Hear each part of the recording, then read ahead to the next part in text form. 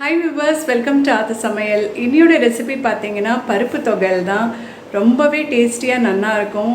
இதுவும் ரொம்பவே healthy one. சட்டன் இப்போவும் பண்ணுற ரெசிபி தான். இதை கண்டிப்பாக நீங்கள் செஞ்சு பார்த்துட்டு உங்களுடைய கமெண்ட்ஸ் அண்ட் ரிவ்யூஸ் எனக்கு வந்து கண்டிப்பாக வேணும். கண்டிப்பாக லைக் பண்ணுங்கள், சப்ஸ்கிரைப் பண்ண மறந்துடாதீங்க, பக்கத்தில் இருக்க பெல் பட்டன் ப்ரெஸ் பண்ணுங்கள்.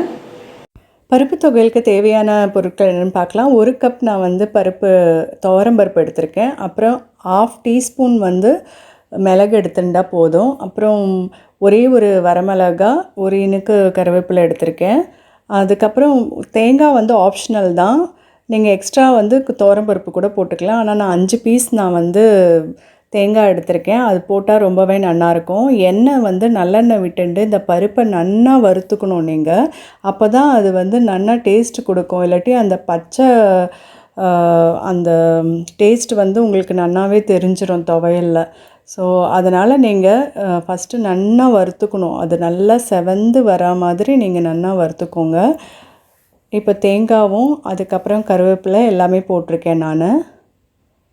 இப்போ நல்லா இது செவந்து வறுத்தாயிடுத்து. இப்போ வந்து இது ஆறுனதும் கொஞ்சமாக பெருங்காயத்தூள் போட்டு உப்பு போட்டு நம்ம வந்து கொஞ்சம் குறைப்பாக நம்ம வந்து அரைச்சி எடுத்தோம்னா பருப்பு தொகையல் நமக்கு வந்து ரெடி ஆகிடும்.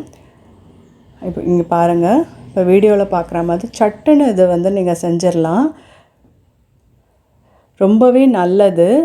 பருப்பு இருக்கிறதுனால ப்ரோட்டீன் வந்து உங்களுக்கு கிடைக்கும். எதுவுமே செய்ய முடியல, ரொம்ப கொஞ்சம் சோம்பேறித்தனமாக இருந்தால் இதை நீங்கள் செஞ்சு பாருங்கள். நெக்ஸ்ட் வீடியோவில் சந்திக்கிறேன். தேங்க்யூ.